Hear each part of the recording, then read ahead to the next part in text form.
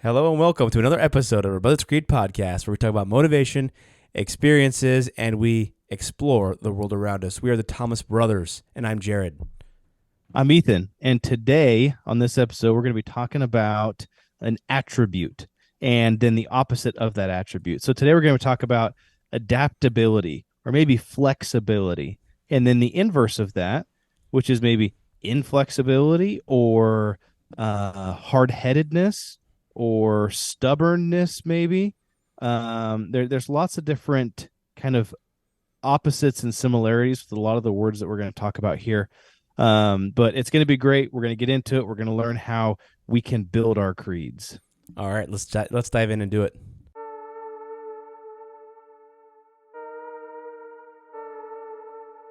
Yeah, I'm thinking I'm back. Most valuable commodity I know of is information. And that, my friends, is called integrity. That's called courage. Now that's the stuff leaders should be made of. Either you're somebody or you're nobody. You're not the devil. You're practice.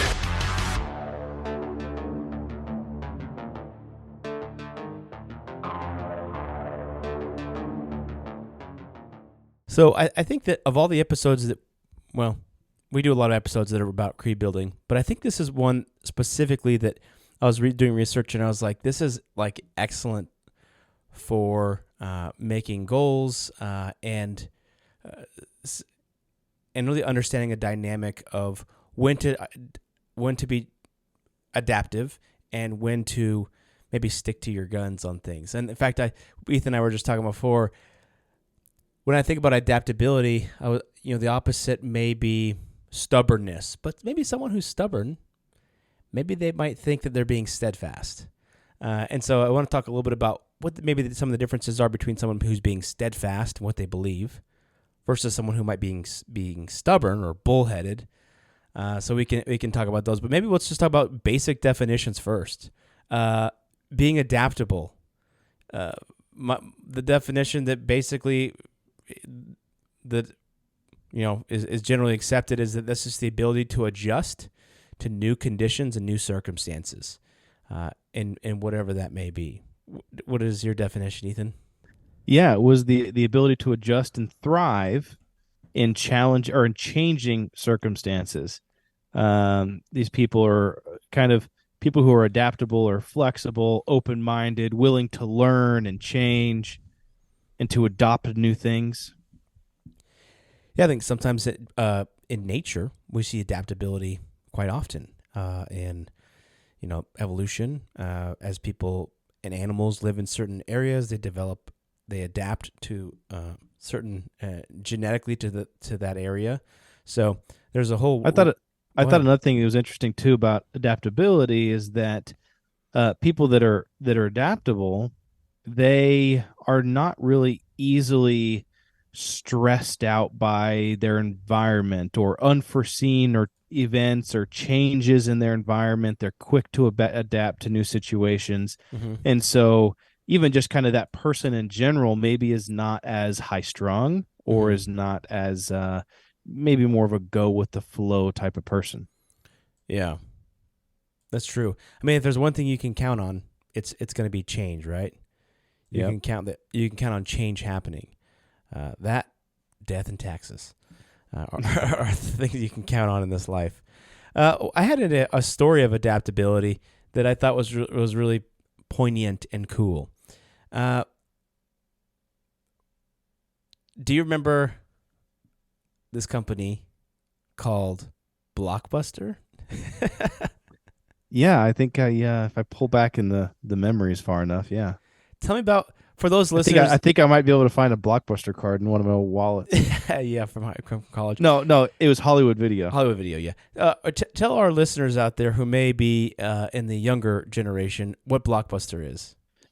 Yeah, so it was a video rental store. So it was a physical store that you would go to, and you would have to rent. You would have like a card or whatever. You'd pay $3.50 for, I don't know, $5, however much it was, to rent either a DVD, which was kind of our generation time, or a little bit before was VHSs, Mhm. and then you take it home and you would put it in your player and you'd watch it. And then whenever you were finished watching it, I think you had like 3 days or something like that to watch it and then return it. And you'd have to Yeah. take it back to the store. And they had these drop boxes where you go and drop it. And if you were late, then you had to pay late fees and And it's everything like, else. and then on the old school, remember, be kind, please rewind.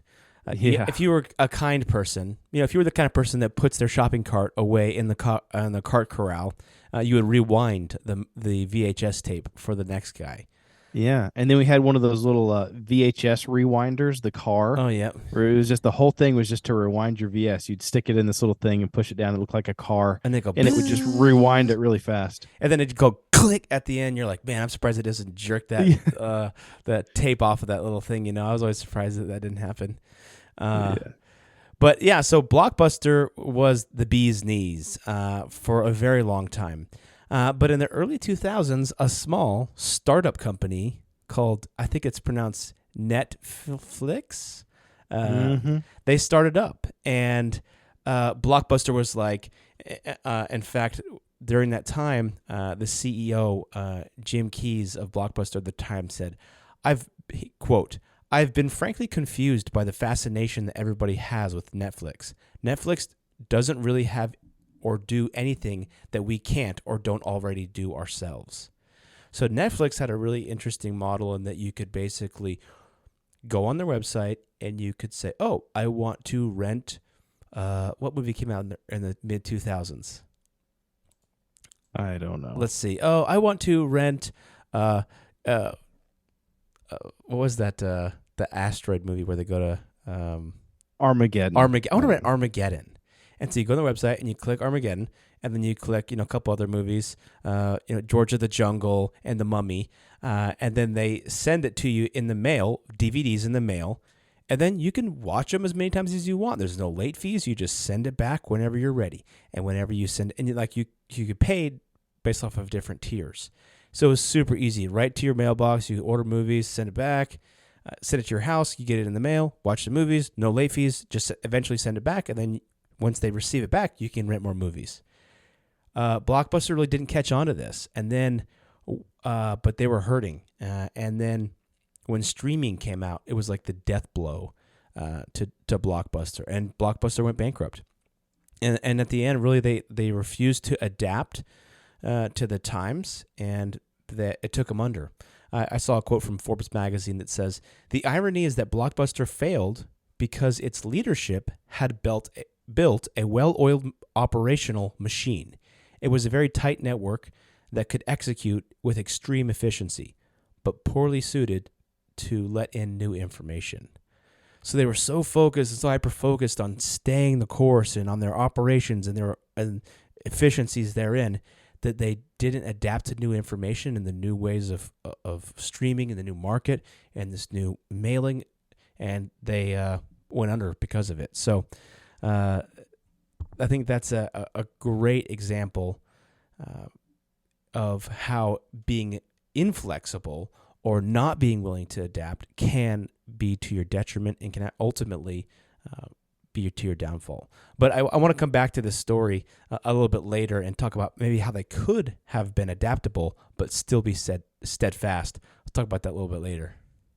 Yeah, that's really cool. I every time I think of like adaptability, I think of the military slogan of adapt, improvise, and overcome. Mm-hmm. That's just something that that I think about. That it emphasizes the importance of kind of being adaptable and flexible in challenging situations, and it encourages soldiers to be creative and flexible and persistent in solving problems that they're faced with. Yeah. And so it was interesting that there's this one story during the Korean War, which was in the 1950s. The American troops were facing a very difficult challenge in combat with the North Korean and Chinese forces. So North Korea and China, they had so many soldiers. They just had tons of soldiers. And so they developed this tactic that they called human wave attacks. And so basically they would just send mass numbers, like in the thousands of soldiers, just charging all the American positions all at one time. And it would completely overwhelm the American forces just by their sheer number. I mean, these American soldiers were trained in infantry tactics and relying on small arms, maybe some artillery fire, but there was just so many people that they could just shoot into the crowd and it almost wouldn't do anything. Yeah. Just another person would fill the hole that they just made with their small arms fire. Yeah. And so everything they had, all their tactics and everything were completely ineffective against these human wave attacks. So the military, they were thinking really hard, like, how can we overcome this? And in a response to that, they turned to a new weapon that they hadn't used in this war. It had been previously used in other wars, but was found to be kind of ineffective. And this weapon was the flamethrower. Oh, which military are you referring to? The US United States military. Oh, okay. Yeah, yeah. And so they said, let's try, instead of using small arms fire, let's try readapting the flamethrower that we used in World War II, right? And that they had just kind of decommissioned because it wasn't that useful. It was useful for clearing bunkers and stuff, but yeah, it was hard to use and had fallen out of favor. A lot of people kind of perceived it as inhumane and kind of risky to carry. Oh yeah. But the American commanders were like, "Hey, let's try this flamethrower," and it immediately changed the situation. The intense heat and flames could just quickly neutralize large groups of people. I mean, it would stop them in their tracks. And it was the weapon that kind of that adaptability and learning, okay, what works and what doesn't, it completely changed the battlefield and the kind of how that specific war was going. Wow. And so when these North Korean and Chinese soldiers, they became terrified when they became confronted with just walls of flamethrowers. They were being used to hold back the masses, this human wave. Wow. And they stopped doing that real quick. And so I just thought that was a really interesting story about kind of adaptability of seeing a problem. You can't just keep beating your head against the wall and hoping it changes. Yeah. You got to change with it. You got to take a step back and say, okay, what can we do different that's going to help this situation? So I thought that was a cool story. That is a cool story. Yeah, I know that they were like the death toll was just sky high. They're like stacking bodies to shoot behind and frozen bodies. It was just horrible. I think they call don't they call the Korean War the Forgotten War because everybody always forgets about it between World War II and Vietnam? I don't know. I think that's what it's called. I'm trying to remember. That would make sense. I think we talked about that in a previous podcast. But yeah. So let's talk about. I want to hear your thoughts on inflexibility before I talk about my thought process into steadfastness. Yeah, for sure. So inflexibility, I feel, refers to, exactly the opposite of adaptability, the inability to adjust to changing circumstances.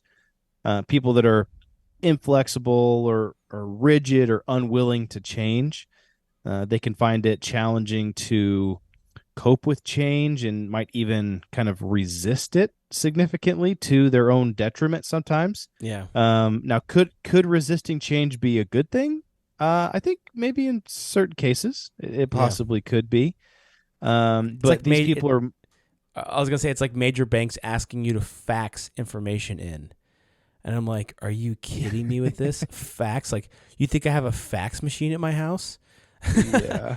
You're And- like, yeah, just send me a DocuSign, dude. yeah, exactly. Yeah. But So I've been in those situations, and like you got some boomer on the phone who's like, "Well, you don't know how to send a fax," and I'm like, "Lady, you don't know how to send an email? yeah, seriously." It's like cue the condescending tone from the boomer who grew up using the fax machine. Yeah. But anyway, Yeah. Well, a lot of times companies will say, "Oh, in order to cancel your subscription, you have to send us a fax," and it's just Yeah. like they just make it as hard as oh possible. yeah, But the people that are inflexible, they're not as likely, I'll say, to take risks or to try new things. They prefer to stick with what they know and what they're comfortable with, which is not always a bad thing. But I think I think growth is something that is to be encouraged. So Yeah. you don't want to limit your growth or your opportunities. yeah. If you're just inflexible, if you're stuck in the way that you do things, you're never going to have the opportunity to grow, like you said, or experience new things out there. And I think that's truly, that can be sad. Just like a company can fail, your marriage can fail, your relationship with your kids can fail. If lots of people have this kind of generational trauma where, maybe their dad was abusive or something like that, and they grew up in that, and that's just what they know. And they're not being adaptive. They're not changing their ways. So then they just keep passing that on to the next generation. Then they abuse their kids, and then their kids do the same thing. So, I think being adaptable and like really is almost like taking control of your own life and steering that ship, as opposed to just letting your and I think that letting your habits and letting the character that you've built drive you to some extent is a good thing if that's who you want to be. Yeah. But if you are just going off of, what your experiences have been, and like you're not taking an active role in that, then you're probably headed in the wrong direction.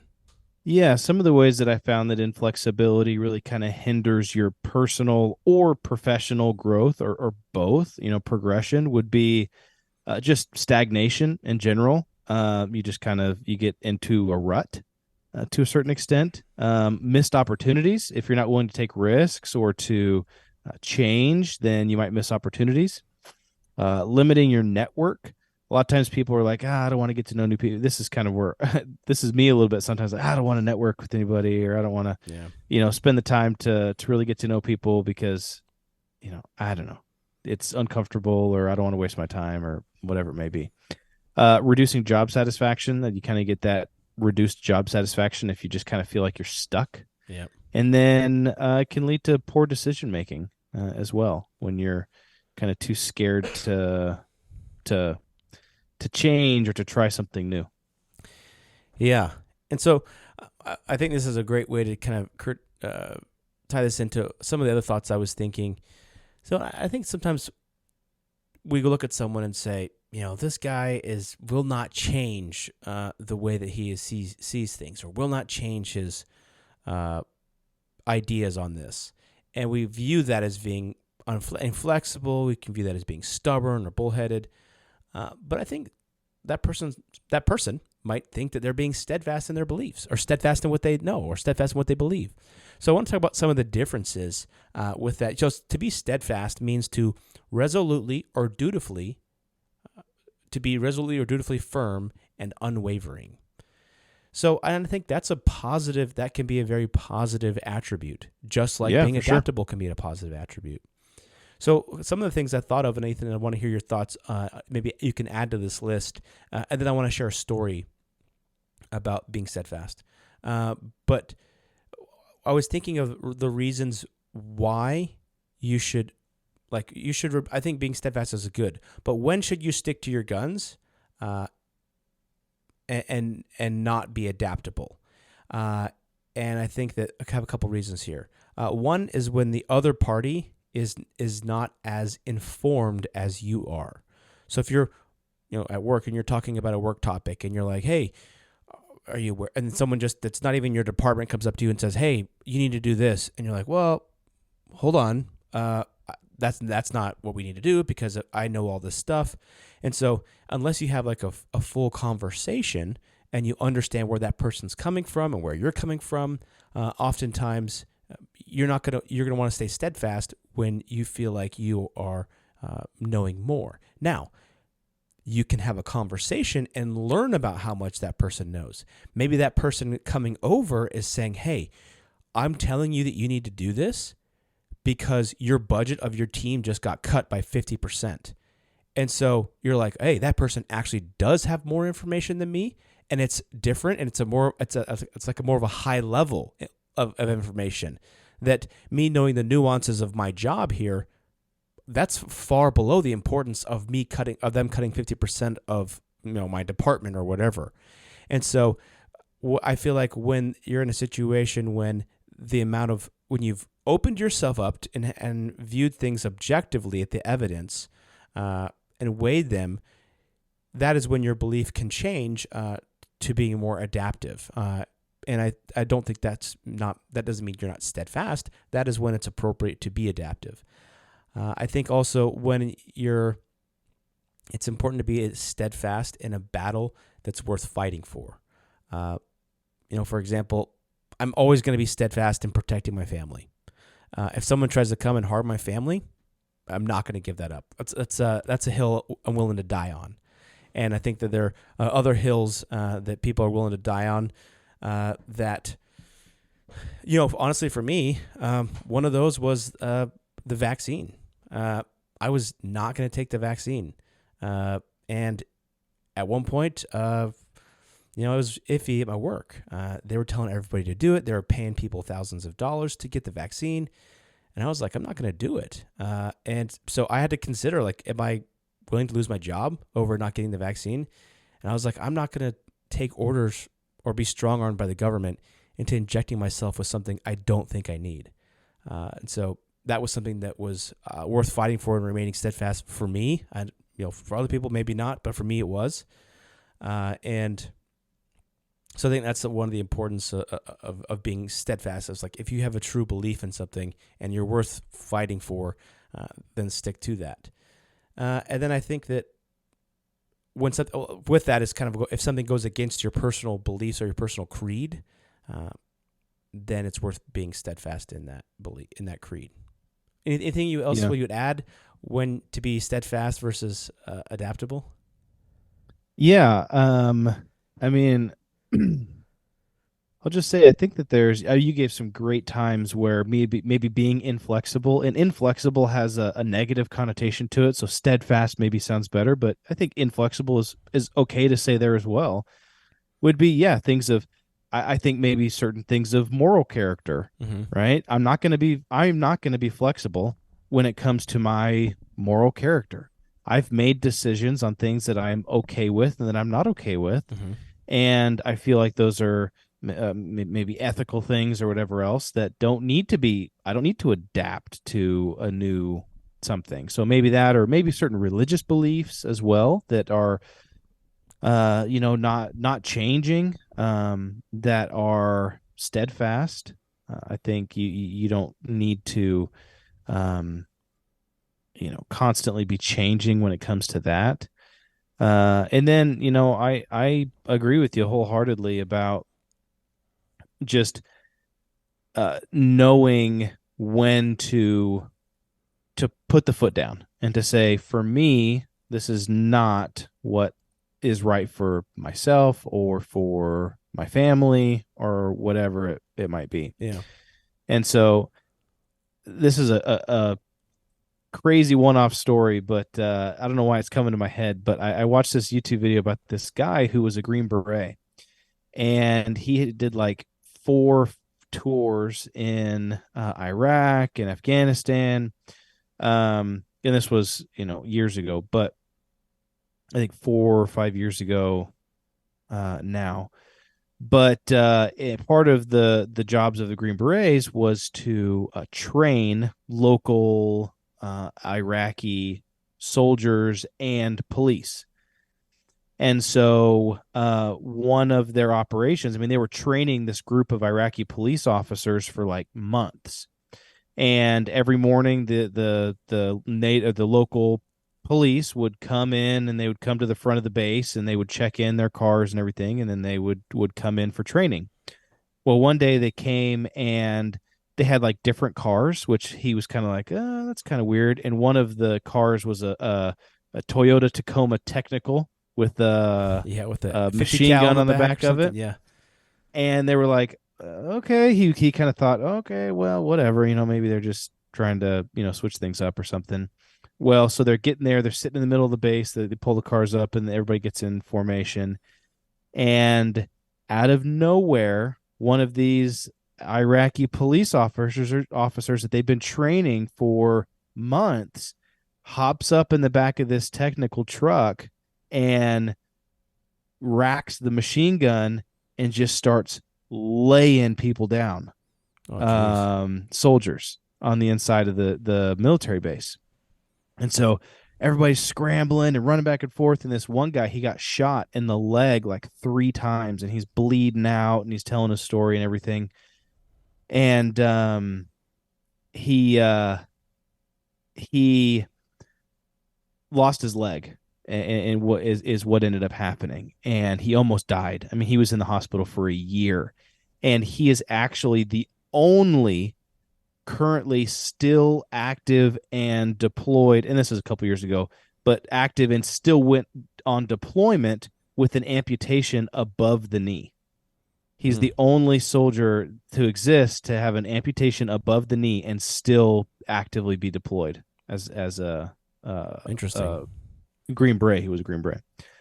And so one of the questions he asked is, he got asked by this interviewer, was like, hey, do you like hate this guy that betrayed you, and you like this friend that you thought was a friend and that betrayed you and everything else?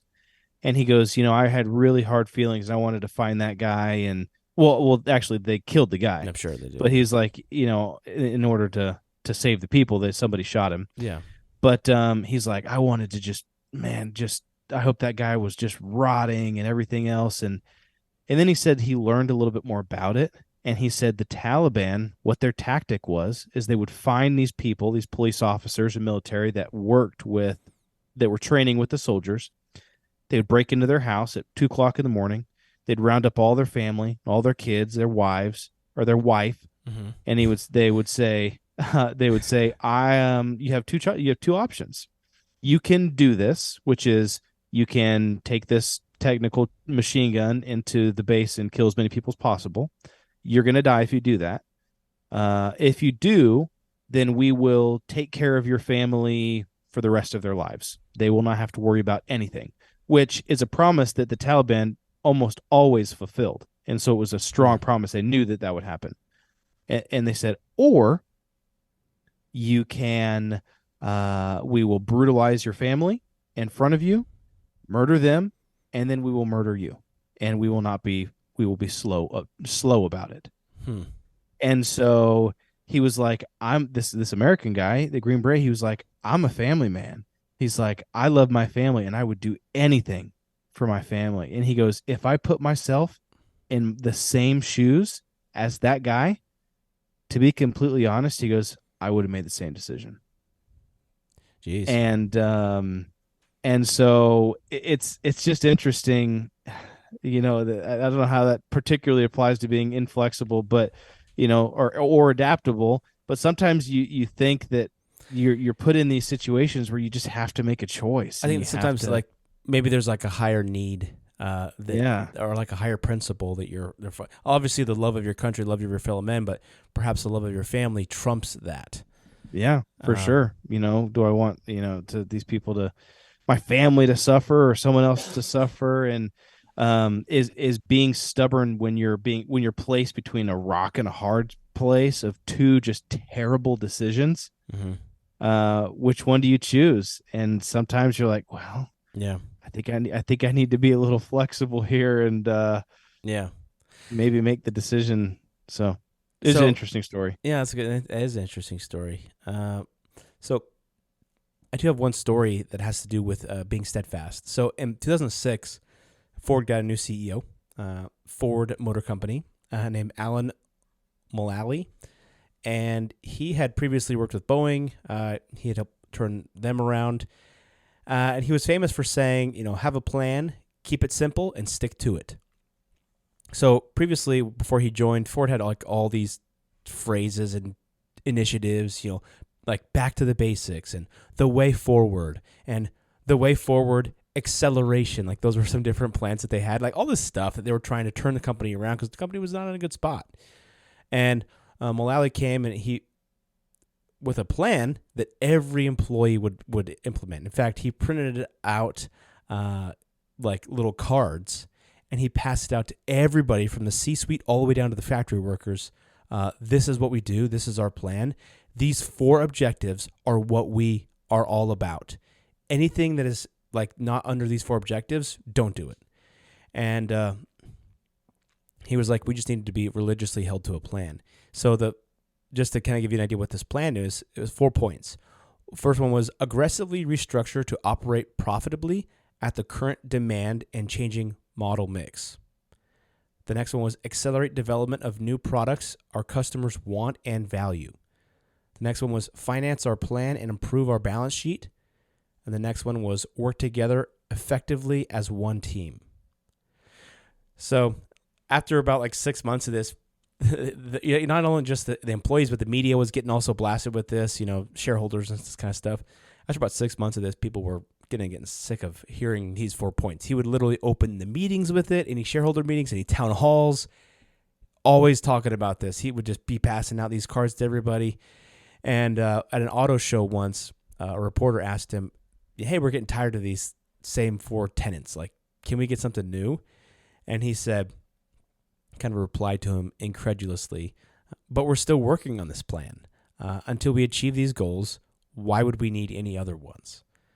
And so shortly after 2006, the financial crisis hit, and the company was in deep trouble. But the company was actually they didn't take any bailout money from the government like GM, Government Motors. And the CFO at the time, he actually suggested they cut spending on new products, which one of their tenets was, it was accelerate development of new products our customers want and value. He was going against that. And so he said, let's cut spending so we could save some cash. And the CEO was like, why do we need to cut cash? Like, if we cut cash and stop developing new cars, the company has no future without better cars. And what good is that going to do us? So he actually fired the CFO. And he ended up turning the company around and really saved them from basically bankruptcy.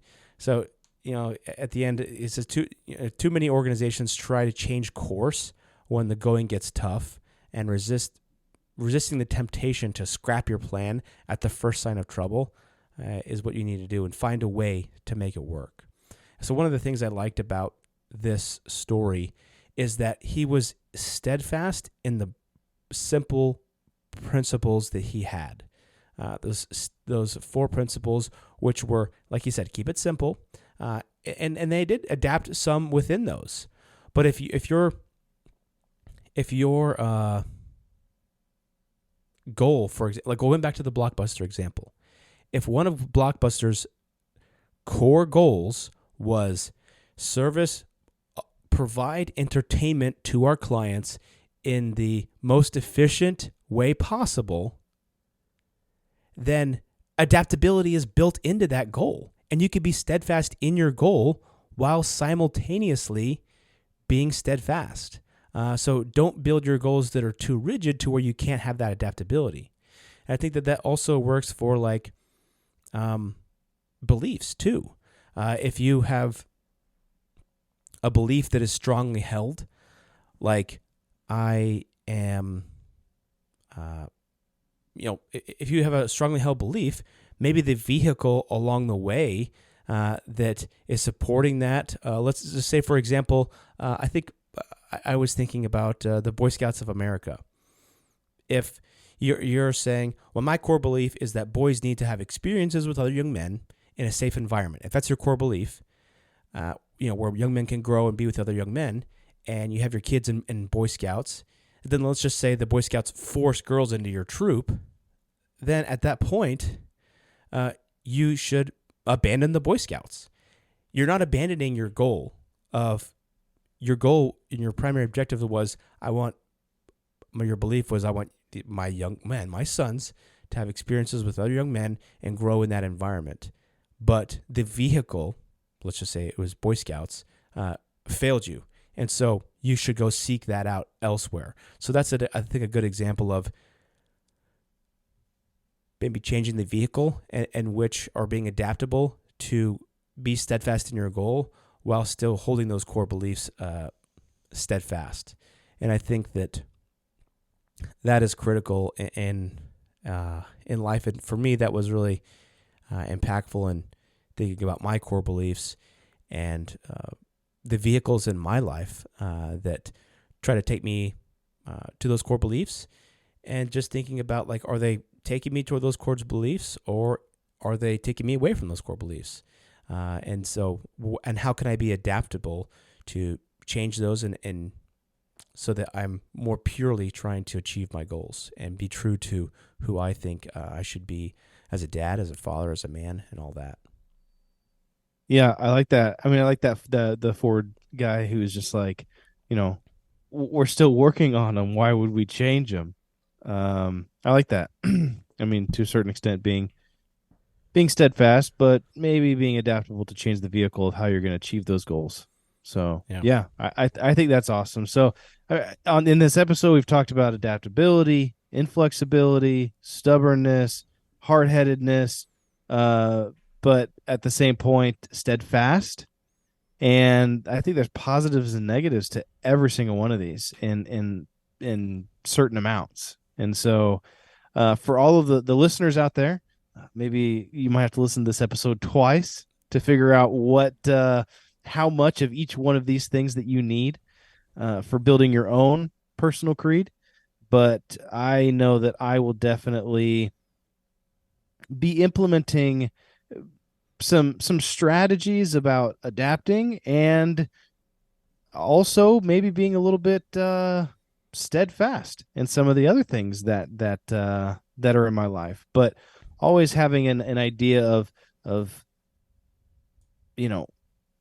progression. Yeah, I think, because I think you can progress whether you are adapting, or sometimes progression takes hard-headedness and just stubborn and just putting your head down and pushing through. So, so this has been a really great episode. Yeah, I think that just make your goals and be steadfast in your goals, but make your goals just general enough to where you can have some adaptability in there, and that way you can be both steadfast in your goals and you can be adaptable. Yeah. So, implement the best of both of them. Exactly. That's what you gotta be. So thanks all for joining. Appreciate your time today. And if we can ask you to please leave a comment on our on wherever you listen, whether that's Apple Podcast or Spotify or whatever, just give us a rating, leave us a comment. We'd love to see that, and that helps us with the rankings. And so you might notice we don't have any ads on these episodes, but we do ask that you kind of promote us a little bit. Share us on social media. We are on Instagram and TikTok, and so we love to hear your feedback, and as well as what episodes you like, what topics you like. I'd love to get a little more feedback from our audience. I know we got people listening, but it's good to hear some feedback, and we can always adapt and do what folks are wanting more of. So we're happy to do that. All right. Well, let's build that creed together. Let's do it.